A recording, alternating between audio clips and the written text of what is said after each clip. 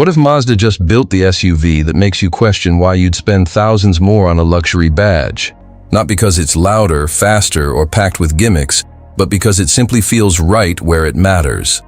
Today we're talking about the next generation 2026-27 Mazda CX-100. And this one might quietly shift expectations in a way most brands don't even try anymore. So here's the thing. Mazda has been flirting with the premium space for years now. You've probably noticed it. Better interiors, cleaner design, more attention to detail. But the CX-100 feels like a moment where they stop flirting and actually commit.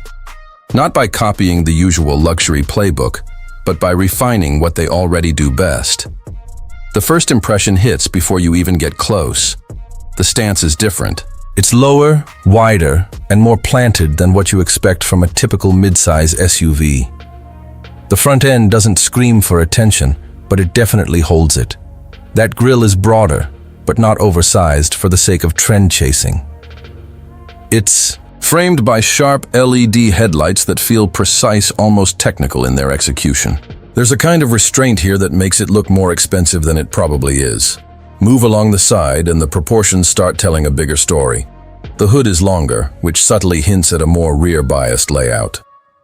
The body lines are smoother but more intentional. Nothing feels random or overstyled.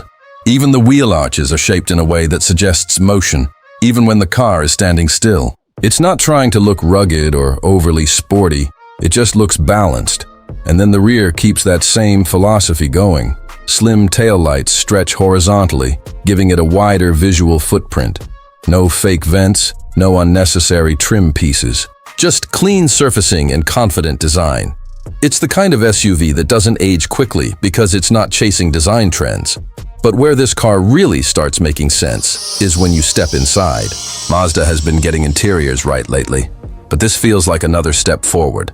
The cabin doesn't overwhelm you with screens or flashy graphics. Instead, it's calm. Everything is laid out in a way that feels natural, almost intuitive, without needing to think about it. Materials play a big role here. Soft-touch surfaces aren't just limited to the obvious areas. They extend into places you don't always expect. There's a mix of leather, subtle wood trim, and metallic accents that feel cohesive rather than decorative. Nothing feels like it was added just to tick a box. The seats deserve a mention too. They're wide, supportive, and clearly designed for long drives rather than quick impressions. You sit in them, not on them, and that makes a difference, especially if this is a car you're going to live with every day. One of the most noticeable choices Mazda made here is how they handle technology. The central display is there, it's sharp, and it's responsive, but it doesn't dominate the entire dashboard. You still get physical controls for key functions, which sounds like a small thing until you've used systems that bury everything in menus. This setup just works. There's a fully digital driver display, but again, it's not overdone. The information is clear, easy to read, and doesn't try to impress you with unnecessary animations. Even the infotainment system feels quicker and more refined than before, with smoother transitions and better responsiveness.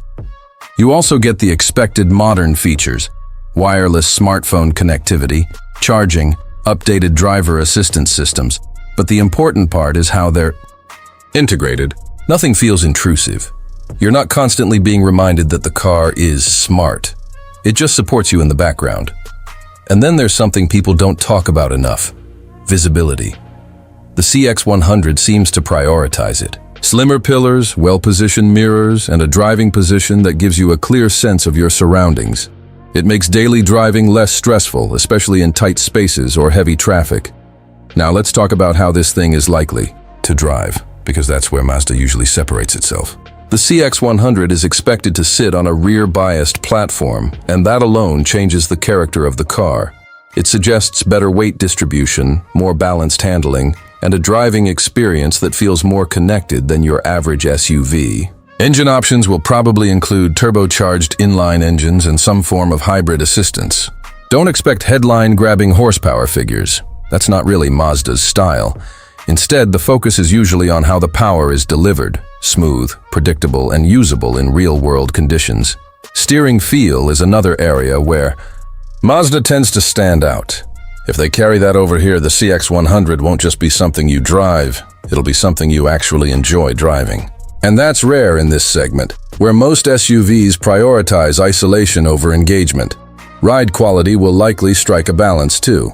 Comfortable enough for daily use, but controlled enough to avoid feeling floaty or disconnected. That's a difficult balance to get right, but Mazda has been consistently improving in this area. Here's the honest takeaway though.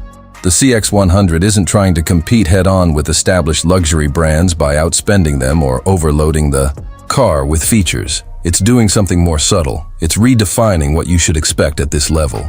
Because when you step back and look at the whole package, design, interior quality, driving dynamics, and thoughtful tech, it starts to raise a question.